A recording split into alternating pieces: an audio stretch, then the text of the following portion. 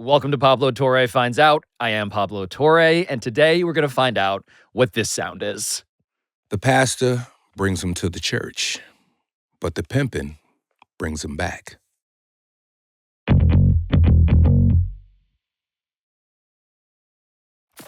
What is your algorithm like now that My algorithm is I'm imagining? A lot of workout stuff. Meth looks good. Thank you. He always looks Appreciate good. It's so that. frustrating how good he looks. Every time I get alerts wherever it is that I am that meth is appearing somewhere in public because of the amount of thirsty women who still are looking. You know this is true. They're as rare as the 50-year-old plus sex symbol that gets women as crazy as meth does at I this would say age. that these are females that are rooting for a generation that was very rare. A very rare generation. Generation X. We different. We are different. Wait, hold on. For people who don't remember or understand, and by the way, Method Man, thank you for being here. Thank you, sir. Thank you. Big fan, Pablo. Oh, well, this is a true delight for a couple of reasons. One of which is that you guys, you and Dan, go way back. That's my Brody.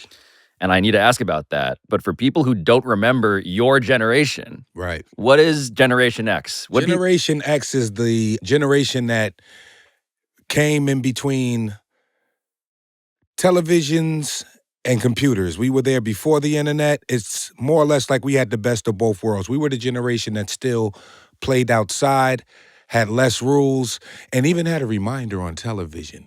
It's 10 o'clock. p.m. Do you know where your children are? Because parents forgot they had kids back then. They were in the street playing with other kids, which Yes. is not something that's happening. We drank out of the water hose, brother. Come on. Generation X, different. Made different. How did you two first get to know each other? Sports. It's sports and the show, right? As I recall, I just really enjoyed talking to him the first time I talked to him and was flattered that he would have any interest in what we were doing. But when he talks about Generation X and the way that Wu-Tang hits people, ESPN did that for him, I'm assuming. That it's on his television and he feels like he knows me before he knows me. And then he gave me the pleasure of allowing me to know him. And then I get the rare instance. I don't think a lot of people... Far too kind. No, brother. I don't think a lot of people get the experience I got, which is you're a fan of somebody before you meet them because you think they're authentic. Right. You feel like you know them because of the art they make, and then you meet them and you like them even more than you liked the art they were making. I want to target Dan for a second, because you're a friend of Dan, which means you are in the club of people who is undoubtedly getting FaceTimes from Dan Le Batard. Well, not exactly FaceTimes, but we do the phone thing. We definitely do the phone thing. And when we're face-to-face, those conversations are totally off the record.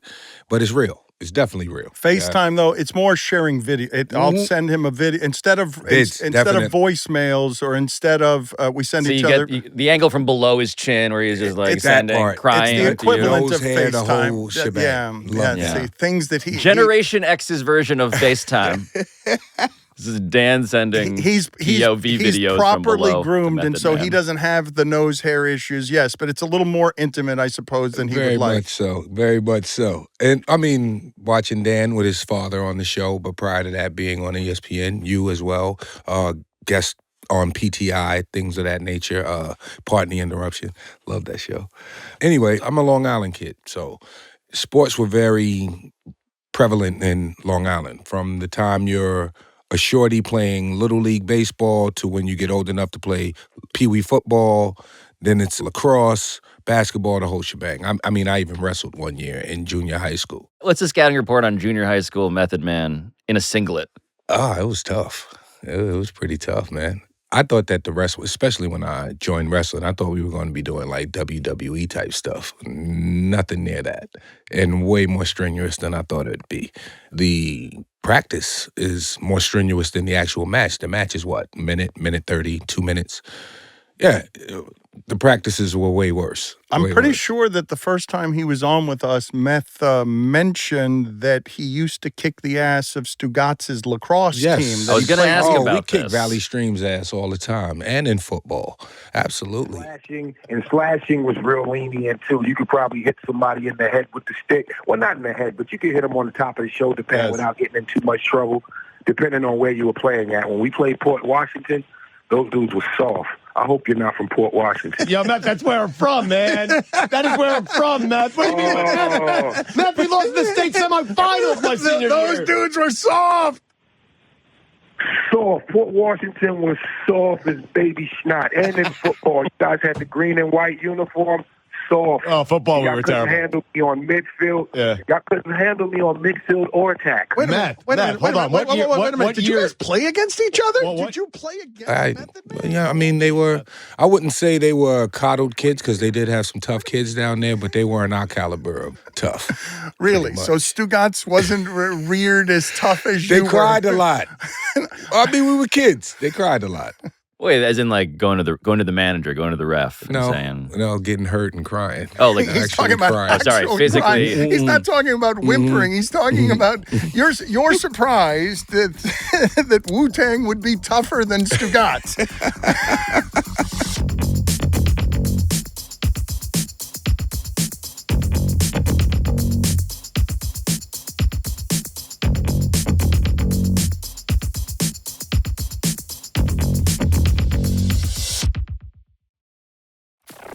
I don't know, in my view, like Method Man playing lacrosse is a Mad Lib. I like that. I like the way you put that. You know what? It started, I had a cousin that played lacrosse, and he just brought me down one day. And I just took to it, man. I played 4 years. I was okay.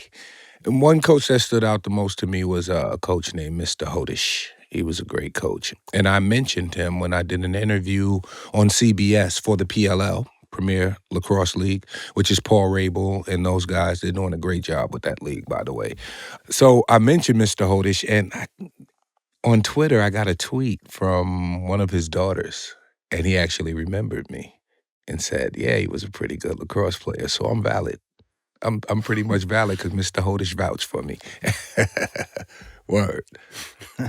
I want to understand how being a person who competes in team sports informed the fact that you are an instrumental figure in the world of, I think, the closest thing to team sports in music. Nice. Cash rules everything around me. Cream get the abundance. Dollar bill, yo. I grew up on the crime side. New York Times side.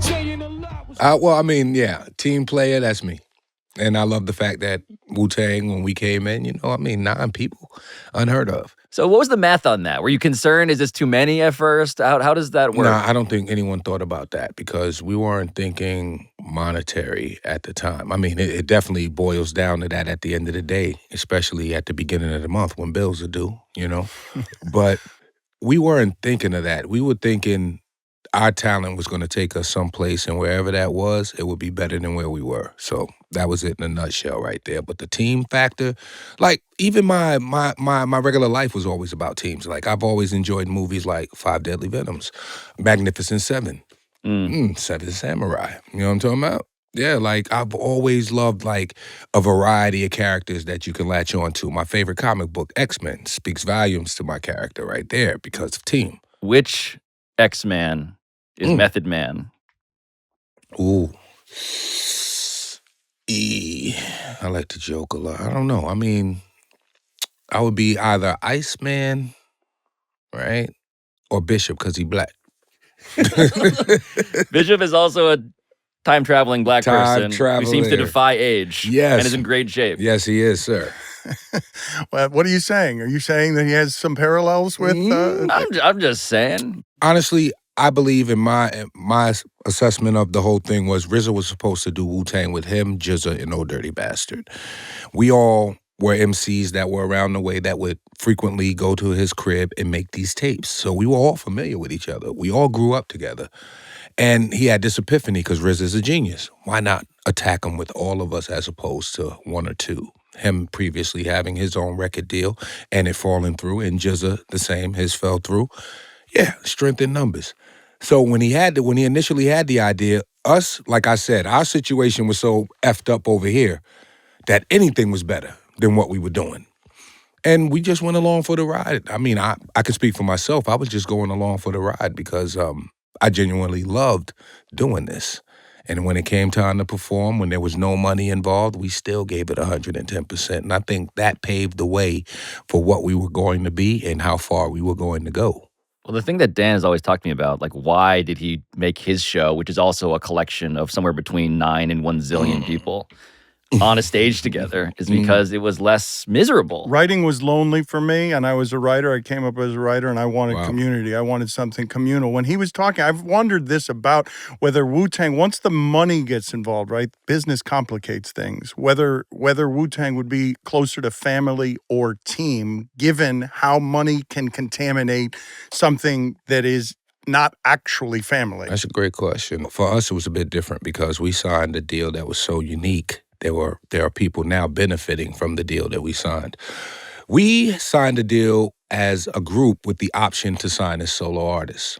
So there you go. That solves your problem of how do you feed all of these guys? Well, now we have options and other ways to feed ourselves and other things. But here's the biggest part about it was you have these labels that are vying for people in this group. 9 people, so it's a lot to choose from, first and foremost. So you're going to get the guys that you feel are best first, and you're going to capitalize with those guys. But in the midst of you capitalizing on those individuals, you're working for one brand. Not only that, you're working along with other labels for one person's cause, which was ours, which was, I don't even know if that was masterminded that way, but it worked so well because we were on so many different platforms at once. Where I would drop an album, then you get a Jizza album, then Ray would come after that, Ghost, now you got another Wu album. So by the time we dropped our second album, there was so much anticipation, it had to be a double album, you know? So, I mean, these numbers work, and as far as the monetary thing, I can't even say it's 50-50 because you would have to ask the individuals, but for me, it's always been 50-50. I've always been on board with whether it was team or for myself. That's just how I work. And the way these things work, you have to speak to everybody as an individual. You can't speak to us as a group anymore, you know, especially with how long we've been in the business and how lucrative we've been on our own. So when we come back, we all come back with an understanding that this isn't a me thing, it's an us thing. But when you're on that stage, the way we format our shows, everyone gets their time to either, let's call it like a solo act in a play where it's just 2 actors on stage. That could be Ray and Ghost. And then there's a long monologue where it's just one player on the stage. That could be RZA, myself, or whoever. And then when you get the whole cast on stage, it's like the grand finale of the show. And it just puts the cherry on top. The crescendo where all of you are together. It's kind of amazing that you guys have stayed together this long. Like that, there's well, just I believe so that's many the cherry poisons on top of it because we're stronger together as a unit than we are as individuals, for sure. But there is this thing of you guys being able to go and do your own side quests. Yeah. I mean, I remember, so I saw in New York, I had the pleasure of seeing, actually, I saw it in Miami and then in New York. I saw RZA do the 30th anniversary celebration of 36 Chambers. Yeah. There's an orchestra. Yeah, that's the single part 2 right there, yeah. That was the one right there. So this was the one that became part of the album. But I had some dirty inside there, didn't I? There was some dirt in there, so it was like some type of fuzz in there, yeah. Yeah, so I had some fuzz in there. He does a lot of like that, man. I mean, it was incredible, but it was also unclear to everybody, like, so who's going to be there? Who all's going to be there? Right. And that's another thing. And you were not there, Meth. I was not there, you're right. Where the hell were you? I was probably on the set somewhere, working, doing my acting thing, you know what I mean? But with RZA, he moves in so many different areas. He's an artist. Pretty much, yes. Yeah, but so are you. I know, but honestly, real quick, I showed up to the he had me show up to something he was doing at the Hollywood Bowl. I wasn't doing nothing anyway, so I show up. I don't even know what he's doing. He comes out on stage. It's just, he has his equipment out there, you know, it's turntable, whatever the other stuff is, the technical stuff. And there's a big-ass screen. And on the screen, his cartoons are playing. But he's playing James Brown, Shoe Shine Boy. Hit the dime boy, give me a shine boy.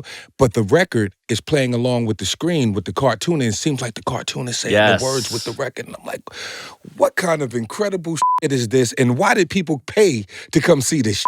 Well, he did this he played the 1978 Kung Fu film, The 36th Chamber of Shaolin, on the screen behind when I saw it in Miami. Oh, he did that in Miami? In Miami. He did that I'm just like... Oh, but Meth's not giving himself enough credit here, okay? Artists demand on growing, and so the way he chose to grow is in that space, and you've poured all of that into acting. I appreciate that. I had to work hard on myself, and a lot of it started with the 4 a.m. workouts and things of that nature. Can we talk about the 4 a.m. workouts? Absolutely. So both of you guys, another way that you guys are connected cosmically. Insomnia. Is that clearly you guys don't sleep enough? Yeah. It's you know what? It's tough. Anybody that goes through it will know what we're talking about when it comes, it's just something about the way the mind works. And when it clicks on, I like to attribute it to being a creative.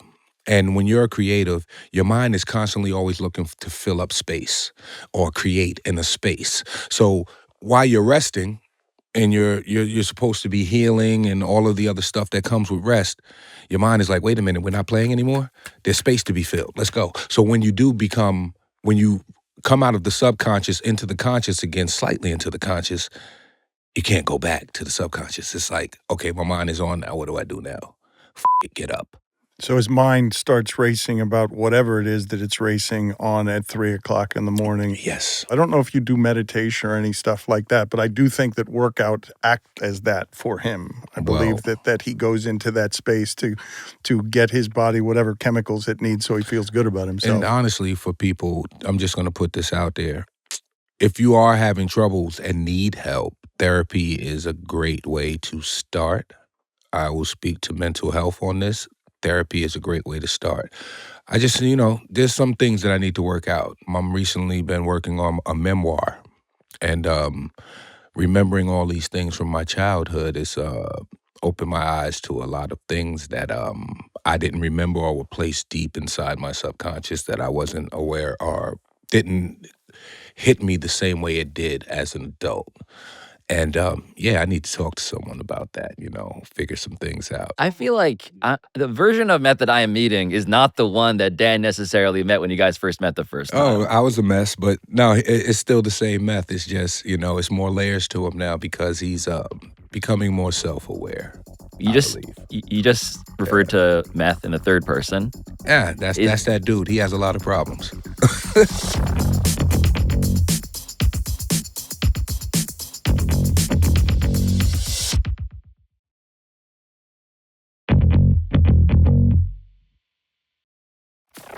Now I could make a pun that I didn't even intend, but is a triple entendre. I want to know if you're a method actor. Mm-mm. Do you inhabit let alone the roles in Hollywood, but like the character of Method Man? You know what? That's interesting because no. That's all me, and I incorporate that into my acting as well. It's just for me, it's translation, and I like to think of it as, and this is the best way I can put it, I like to think of it as living vicariously through a character.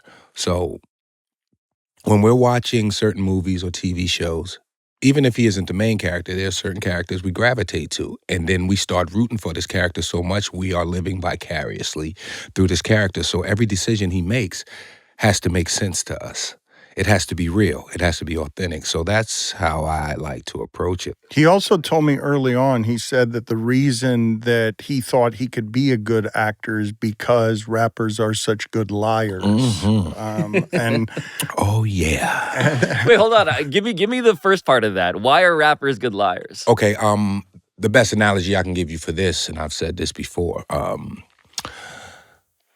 the pastor brings him to the church, but the pimpin' brings him back. Does that make sense? It makes sense? Yes. Okay, thank you. That is it right there. When did you realize you were a good liar?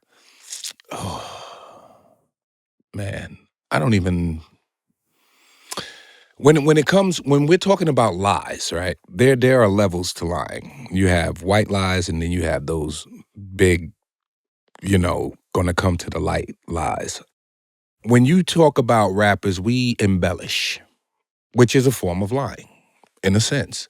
And I will say that's the form of lying that I do. That's all I thought. Embellish. That's all I look. This is a relentlessly authentic person, and I also believe that Method Man, while and maybe even as an actor, I would say, having consumed the parts of your work that I've enjoyed, I feel like you're trying to show yourself to people, that you're in there, but instead of you, the human being at 5, Meth is him at 10. Yeah. Or the parts that you pick, the parts that you're selecting, or someone that you allow.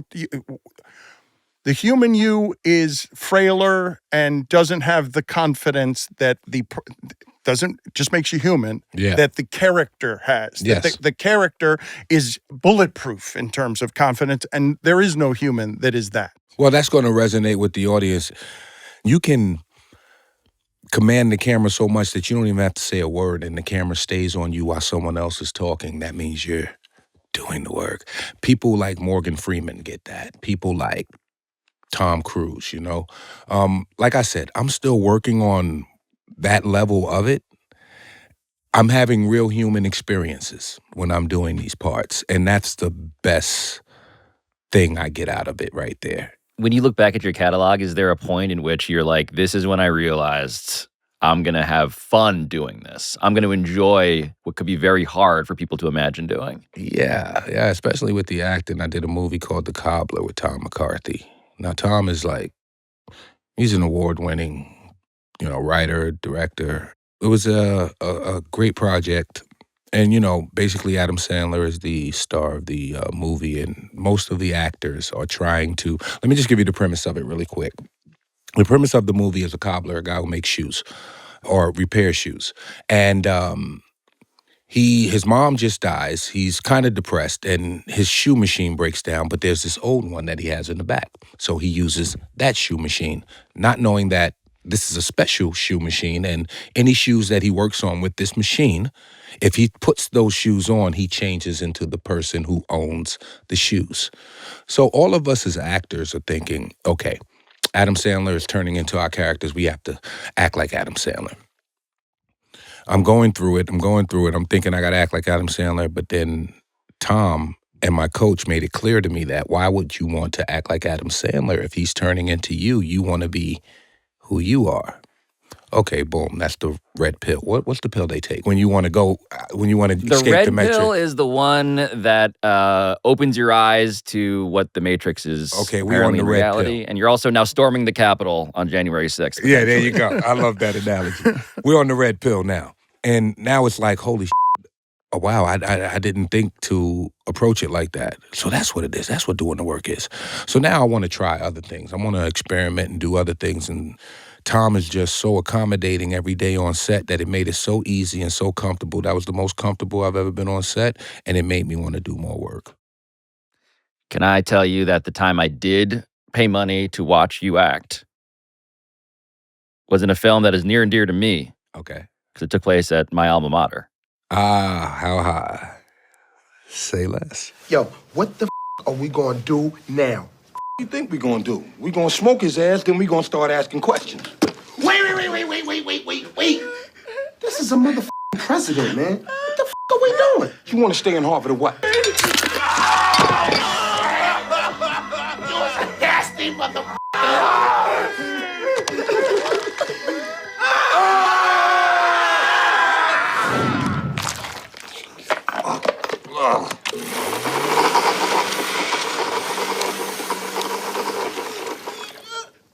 I can't smoke a finger. This shit's not working. Is that your first foray into acting? How? That was, I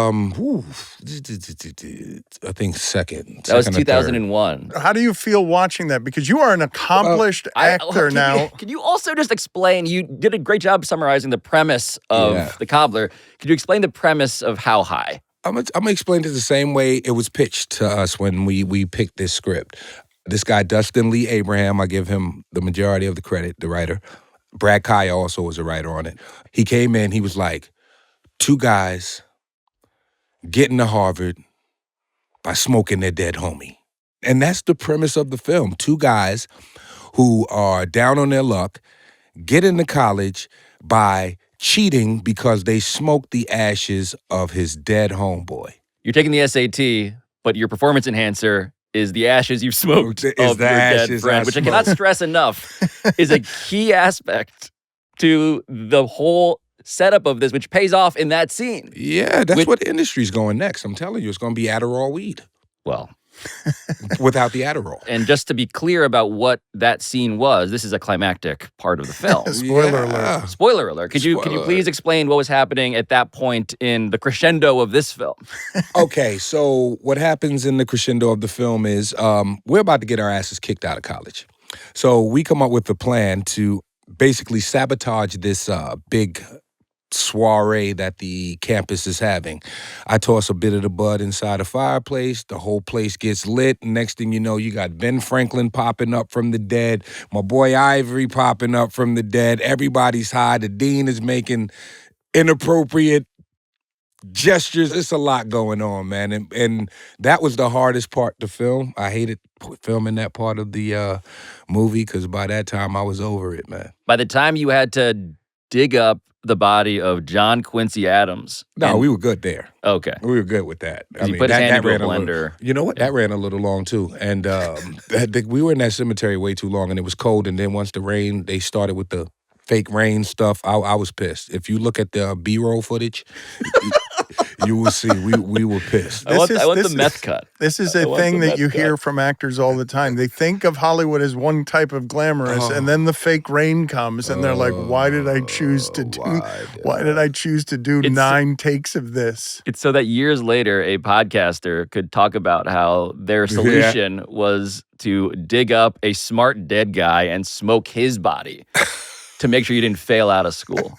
Absolutely. And that was John Quincy Adams. I wouldn't Adams. suggest doing that, kids. It didn't work, actually. If you look at the movie, the didn't work. It's not working. A cautionary tale. Cautionary tale, yes, sir. It is one of the greatest things I've ever seen.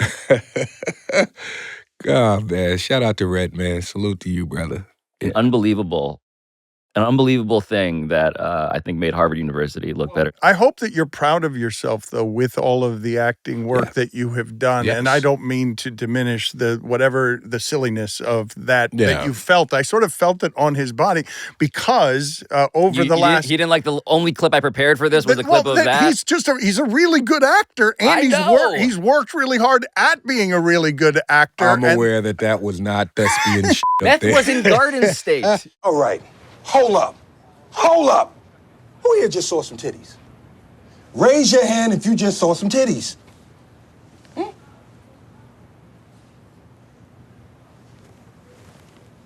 Thank you. I mean, you were acting with Natalie Portman.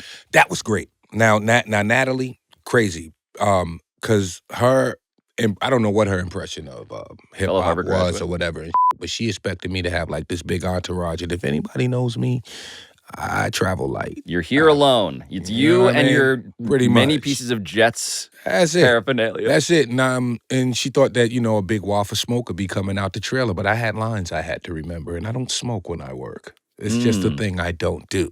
We did that in How High, and we learned our lesson. Anyway. So it was like me just standing there talking to her, and, I'm enunciating well and all kinds. I don't know. It's just this thing I have and shit that I do. And she seemed disappointed. I can remember that about Natalie Portman. Cool as shit, though. And Peter Skarsgård, super dope. And I think I'm part of that family now because I have scenes with him, as well as his wife, Maggie Gyllenhaal. Yes. You've made it. I've made it. Big time, brother. I'm trying to imagine at what point, Dan, you realize that meth is not merely a method man, but a Renaissance man. Talk about it. So what? Yeah, so the graduation from, and this is a path here, right? Because you're not just talking about whatever it is that he had to overcome. I don't think I can even imagine it, but when he's dabbling in therapy and saying, you have no idea. His eyes, he wants to do a 10-hour podcast with but you. Whatever got him with the scars he needed to have to get to Wu-Tang, which I don't know what the most impossible parts of that journey were, but I'm guessing that the grand majority of people would have failed. For him to continue to seek growth after that with all of the temptations and all of the learning that's done about doing business with family and friends and entertainment and being a lone wolf among a team, and being someone who's a glue guy on a team, even while he's the star, and there can be all sorts of contaminants if he carries himself like the star. To see what he's done with his second career, and to see the way that his family matters to him, and where he wants to learn about how do I be a better dad. In person. It's been an honor to even be anywhere near watching that growth in adulthood. I really appreciate that, brother, because whether people know it or not, we walk around with this tough exterior, right? And there's a lot of times where people say, well, what do you give the man that can have anything he wants? Acknowledgement at the end of the day, pretty much. I wanted to ask actually about a version of acknowledgement that you both, that I think have recently realized about myself as well, which is Thank you for that, Dan. Oh, well, I appreciate it. Something that I'm thinking about as I hear you guys just love each other. I really appreciate him. Like, I just appreciate the unrelenting authenticity. No, it's genuine, and it reminds me also that, like, you guys are both performers. Pretty much, yes. And so the question of you wanting acknowledgement, it's not just that, though. I mean, that's cosmically maybe the most fundamental aspect. Yeah. But the idea of what it feels like to be on a stage. Mm-hmm. So an athlete feels, of course, a version of this. Yes. And you're a huge Jet fan, which I assume is several chapters of your traumatized memoir at this point. I think so. I think it plays a part, yeah. But just the notion of, like, what it's like, the high, speaking of highs, the high of being on a stage. Nothing like it. I mean, that, you feed that dopamine. This is probably why I still have butterflies before I go on stage or before I start a scene. Because you never know. You never know if it's going to go right or if it's going to go wrong. And it's that not knowing. I revel in that. I love that. It's a weird, uncomfortable feeling, but I love it because that not knowing and knowing that I had to earn it every time I go out there, or in my mind, feeling like I have to earn it every time I go out there, keeps me on my toes. But when you're out there and they're giving it to you, you'll die for that. You'll die for those people. That's what it feels like. I will give y'all everything I have and leave it all out here for you before I leave. It won't surprise you that he has miles more confidence than I do when he talks about that realm. I'm a reluctant performer. If you come from writing and radio where you're not being seen, you're on stage, but not, right? It's not. But this is the funny thing about Dan. Dan is absolutely what he's describing. I've seen him also get butterflies on, like, a stage in front of his own fans. Yeah. But he's also the guy who's wearing a Speedo with stuffed cat, just like painted on him in front of Charles Barkley. That's to make fun of myself, though. The Speedo is me losing a bet I never thought I would lose because I had LeBron, Wade, and Bosh, and they had Dirk Nowitzki. It's not. You've seen this? It's not a bet I thought I was going to lose. I was terrified. Thank you. Thank you for the acknowledgement, for returning the acknowledgement. That is reluctant, and it's a byproduct of. Barkley. A byproduct of, I did not think I was going to lose that bet to Charles Barkley. Do you think that if the Dallas Mavericks had lost that championship that he would have fulfilled that bet? Because I don't think he would have. I don't think Charles would have. I think Charles would have did everything in his power to talk himself or talk you out of making him honor that bet. I am not. 2013 he looks was like a hell he's of a enjoying year. it, though. Chuck looked like he's really enjoying I believed Chuck actually said, in terms of career achievements for me, Chuck said that this is the most fun I've ever had, which is a hyperbole, obviously, but that man has had fun. So to be in the conversation, to have him say that is actually something that's one of his moments. Honor, yes. Love that. But I'm not a natural performer. That is a bit eccentric, though. I didn't think I was going to lose the bet. Lisp, sorry. Eccentric. I didn't think I was going to lose the bet. I didn't. It's LeBron, Wade, and Bosh. Yeah, nobody saw Nowitzki coming. Deshaun Stevenson. JJ Barea. Come on, man. Come on. He wouldn't post up JJ Barea. Stuck in his ass crack. Oh. What is the most traumatic sports memory you have as a fan? Oh, Richard Todd throwing those interceptions. Richard Todd. Yeah. So is throwing those that's not interceptions. AJ Dewey. That was AJ. AJ in that in that one game. Also, yeah. and the muddy Mud game Bowl, in Mud Miami, Bowl, yeah. 14-0. You were and Shula did that on purpose, man, with the field, man. But yeah, it was Mud. Oh, the now Mud Bowl. finally we can get some Miami. Can we admit that? Intercepted, and that's trying to be a touchdown. AJ Dewey, what a day for Dewey! You were a kid. So this is a formative. When he talks about childhood trauma, So I don't know this would have this been story. Look, he's still mad about it.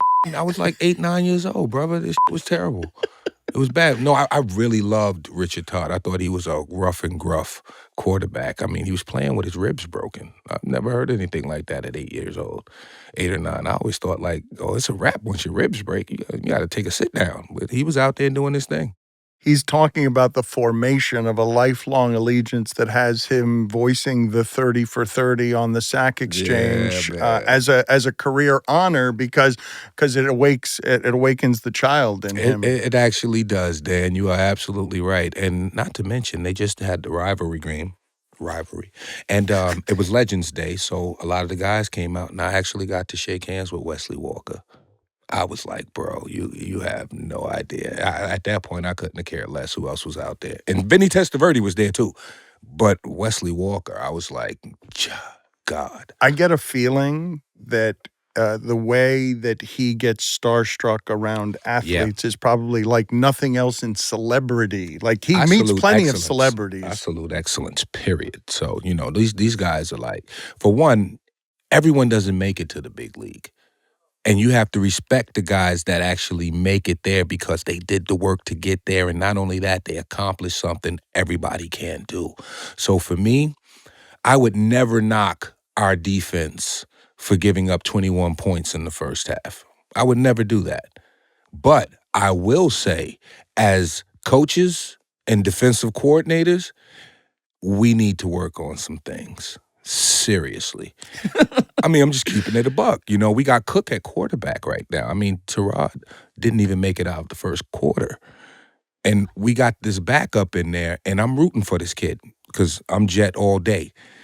But it's weird because you have this third string who's now the backup who's not getting enough reps, and now you throw him in a situation where he has to pass.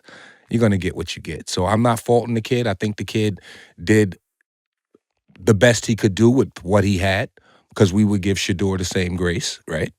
Same grace. And I'm not comparing him to Shador at all. Let's not go viral for that. You just did. Brady I'm sorry. Let's go. Brady Cook is better than Shador Aggregators, Sanders. Put it on the bottom line. I retract my Method statement. Man, it's been said. You can't retract it. It's already been said. My Method God. Man, put it on the scroll. All right, I'll stand on it. But honestly, us as Jets, we can tank the rest of this year. We're just hoping that the Indianapolis Colts tank the rest of their year so they can get, Mendoza. Give away some. Un Cubano at quarterback. The least Cubano sounding person. Fernando. You're not going to tell me Fernando no es Latino. You're never supposed to be in this position, but by the glory of God, the great coaches, great teammates, and we have around us, we're able to pull this off. Whoever thought the Hoosiers would be here, but now the Hoosiers are flipping champs.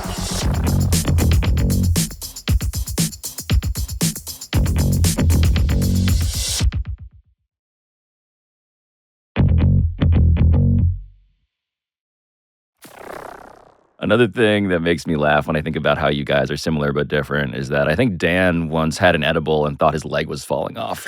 No, I thought my girlfriend was trying to steal my kidney is what I thought. Yes, but I didn't do any of this until I was in my late 40s. And so I just made choice. The amateur mistake of this edible's not doing anything. Give me another one. Yeah. And now I thought my brother and my girlfriend were conspiring to steal and sell my kidney.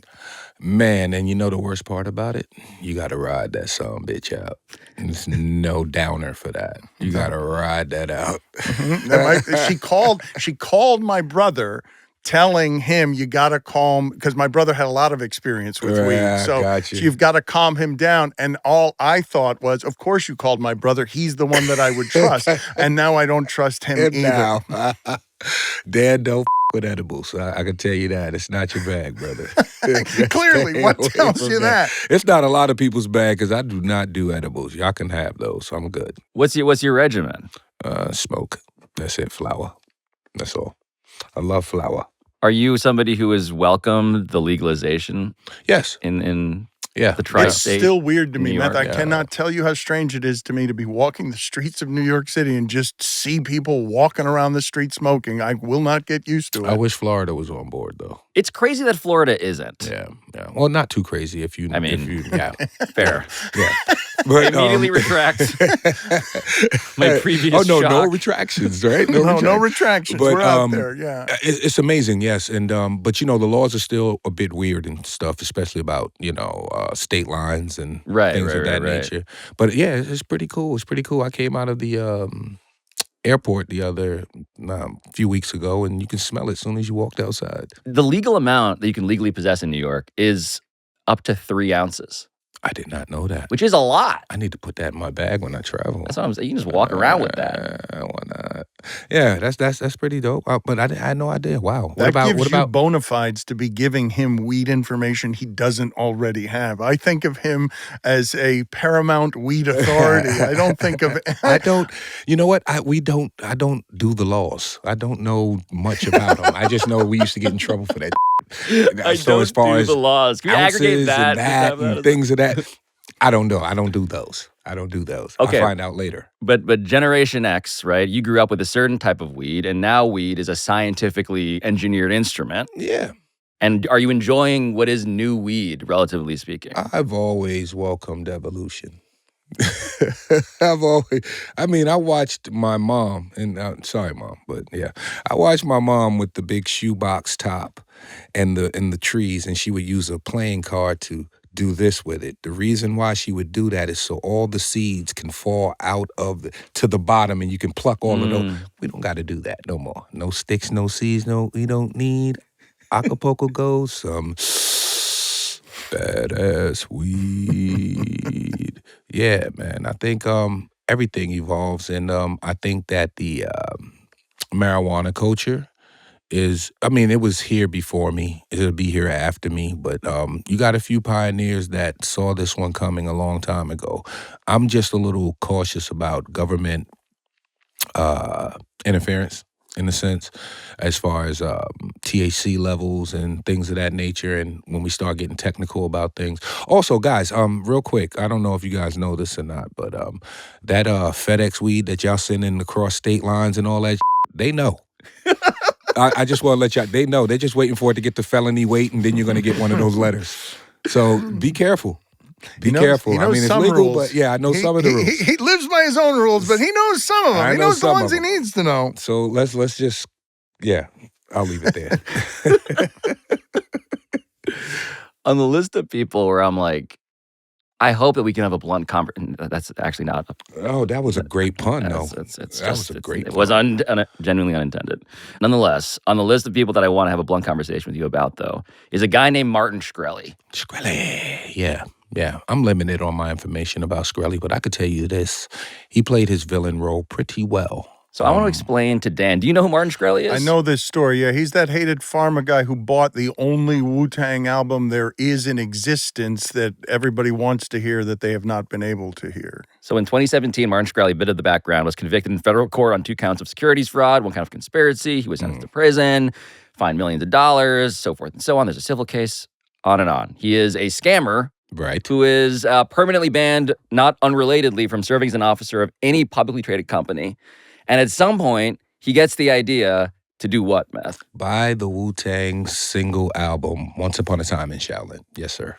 And Once Upon a Time in Shaolin, had you foreseen the possibility that this would be this kind of a story? I love the story that RZA told, because RZA said when he met the guy, because RZA was very instrumental in the whole thing with this whole album.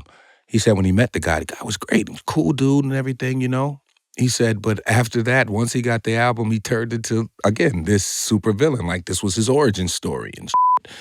And it just turned into this thing. And then him and Ghostface got into it, and I was like, oh, okay, I see the theatrics now. This guy's playing a role. but he don't know who he's playing with right now. You know what I mean? And, karma is a bitch, and so is life. So you should know not to cross either one of them hoes at all. And so Martin Shkreli, he spent about $2 million at auction to buy Once Upon a Time in Shaolin, the 31-track album that I need you to explain to me as a matter of, it was conceived to be itself a commentary. Like the whole premise of we're only making one of these things. The only way to get it is to bid on it. Yeah. That itself is this larger statement. And here's the thing. We weren't privy to any of this information, which is why it was a fallout with Klan members who were dealing with one individual. I won't say his name, but we were dealing with one individual who was one of Ridge's proteges. And, he sent out these tracks. Here, I need you to spit on this. I need you. Paid brothers accordingly. Okay, whatever. But it's just... For us, this is protocol. It's like, you send me a track, I spit on it, give my money, I send the back. Whatever. Royalties, however that works, that works itself out, publishing, however. But we didn't hear anything else after that until we heard this is a single album and we're selling it, auction. And so brothers are scratching their heads like, wait a minute, hold up. If I knew that's what this was going to be, maybe I would have been a bit more artistic on it, because I know where we're going with this, or maybe I would have took a little bit more time and wouldn't have approached it as a guest appearance. I would have approached it as a Wu-Tang project. We didn't know it was a Wu-Tang project until it was. So now we're looking at it, and then we're seeing that it was sold for $2 million. Bing, things are going off. Okay, well, where's that money going? And how's this work? And how does that work? And then the Shkreli thing happens, and now I'm like, this is a fucking circus. I don't want any parts of this. I don't care if I ever hear that album at this point, And right now, I don't know who owns it. I think a few, maybe you can find that out. I know the feds had it for a minute, and somebody else came and purchased it. And I don't think we're entitled to any of that money as well. I was going to ask, have you seen any residual checks from any of this? I don't think so. And if I have, they my bank account pretty tight. So, you know what I'm saying? I don't be noticing sometimes. So I'm just saying, I'm just keeping it a buck. I was wandering around New York City and someone invited me to one of these. I didn't go, unfortunately. I really regret it just because I wish I could tell you what your album is like. Yeah. Have you heard it? I only heard the songs that I'm on. Yeah, okay, so... you want to hear them? I mean, I don't have $2 million, but... When we go off, I'll play something for you. It's just my verses, though. No one else's verses are on there. 3 joints, yeah. I would love to hear that. Yeah. Because the only way to hear it otherwise is to go to one of these listening parties held by a digital art collective, a DAO. This is one of those, again, just like crypto era, just like, I don't even know what the this is, but they own it. And they purchased it in July 2021 from the U.S. government. No. Again, an incredible Mad Lib, which had seized it from Martin Shkreli. This DAO, Pleaser DAO, is a collective of 74 members who collectively own the album via NFT, via non-fungible token. And they bought it for $4 million. Jesus. And they're only allowed because the contract on the album was 88 years. 88 years. 88 years. Of course, the number 88. So in 2103, you can hear it, but until then, you got to go to like a listening party where they're playing it for people. I'm thinking about like the ways in which you have responded to this bizarre future that has become the present. Yeah. And I look up and you're photographing a New York Jets game. Talk about that, like, whoa. I mean, you went analog. Dan, did you see this? Man. I have not seen this. Can you explain? Bro. I mean, I'm making you explain everything, but like, Meth was wearing a photographer's vest. They asked me 3 weeks prior to that. We did a meeting and the whole shit. Would you like to, well, Jessica, I forgot her last name, but I love Jessica. She's one of their reps there. She said the question was presented to her, and before she even asked me, she said yes, because she knew I'd want to do it. She asked me, I said, yeah, what does it entail? You get to be on the field all day? Say less. Let's just freaking go. I show up that day, and basically you can walk the whole freaking field with the exception of going on the field until the end of the game. And I was just out there trying to be the best photographer I could be. But the problem was I spent a little bit too much time on the Cleveland Browns side of the field, taking too many pictures, way too many pictures of the Cleveland Browns when I should have been more focused on the Jets. Because you're an impartial journalist. Impartial, indeed. So that's pensive sex symbol meth, knowing he's being photographed. The other two are goofy childhood meth. Just, I'm out here. Can you believe I'm out here with the Jets? That was all performative right there. Looking off into the distance with jaw maxed. I still got my arm sleeve, too. Shout out to Perry and all the guys down there, security. Yes, sir. Ken, respect. Oh, my God. I mean, I don't know if I want the Jets to be one of the last notes that we have in this conversation, because I asked him to bring over. I asked him if he still had the Wu-Tang recruitment song. I looked for it too, and I do not have it. Whenever we record with RZA, we leave with nothing.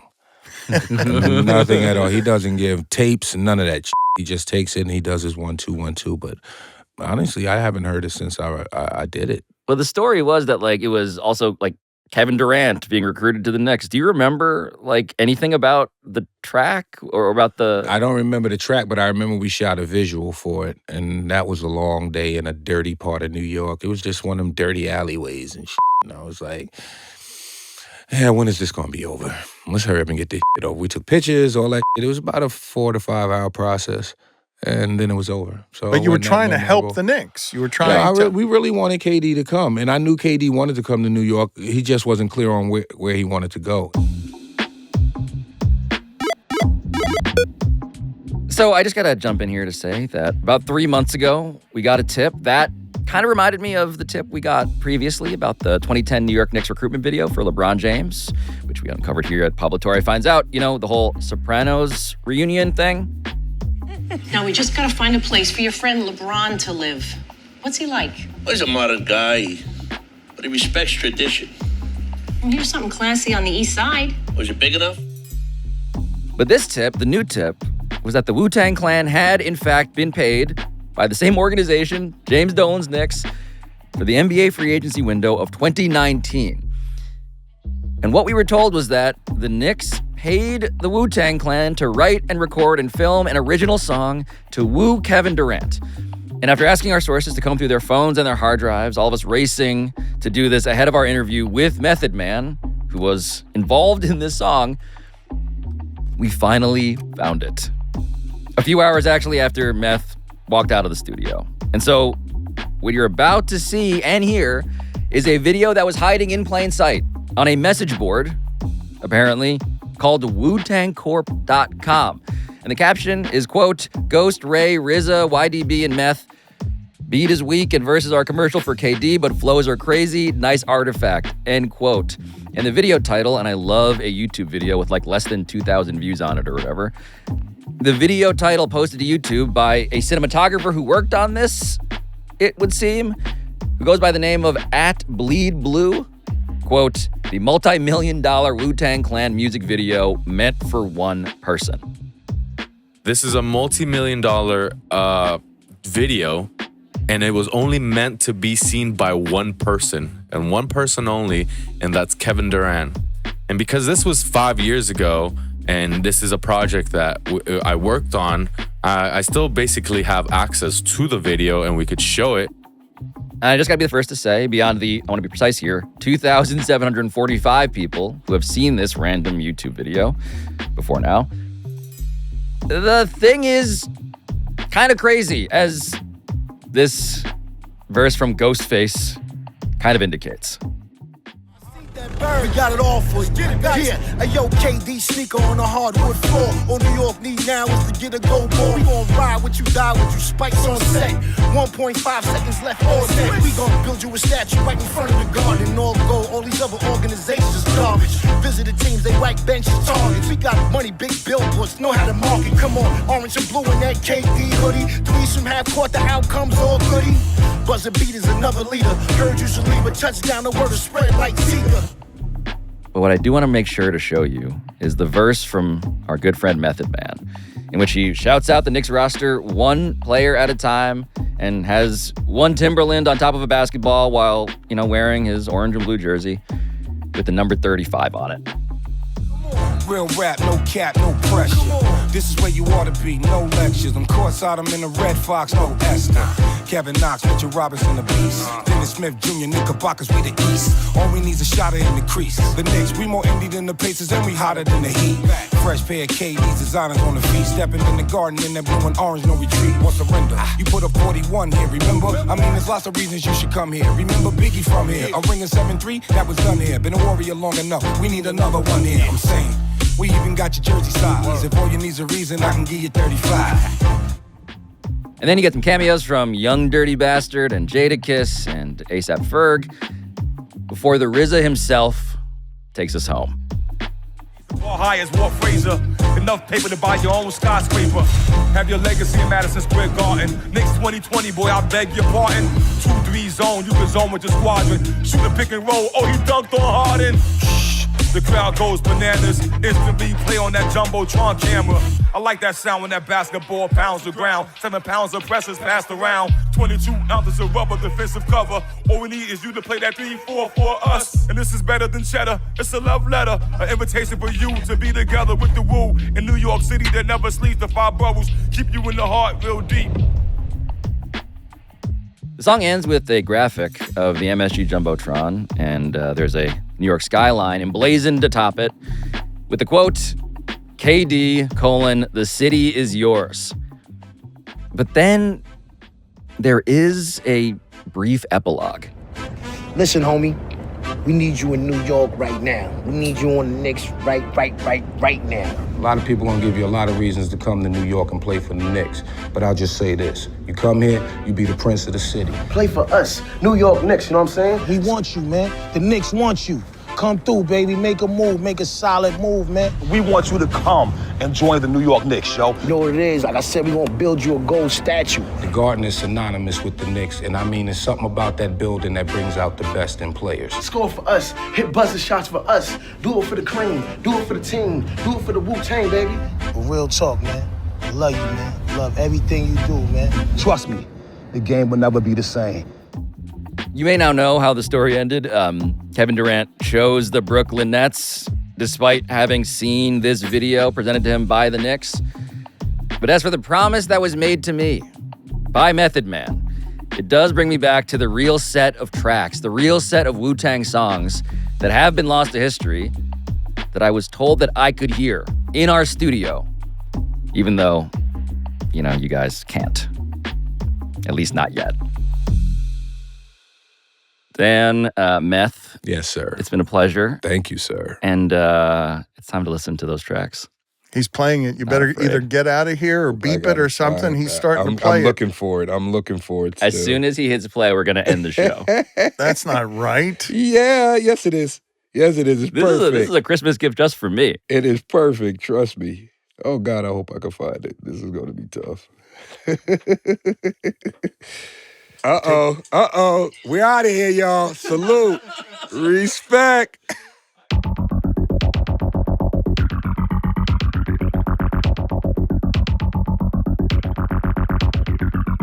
This has been Pablo Torre Finds Out, a Meadowlark Media production. And I'll talk to you next time.